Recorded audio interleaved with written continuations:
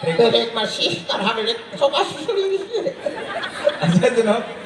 আজিকালি ঘড়ী ওলাইছে বা মোবাইল ওলাইছে আমি সময়টো গম পাওঁ কিন্তু আগৰ দিনত যিটো আছিলে মুৰ্গী যিটো ৰাতিপুৱা সদায় ডাক দিয়ে কুকুৰে চৰাই এই চৰাইটো কেনেকৈ ডাক দিয়ে মুৰ্গী কুকুৰে চৰাই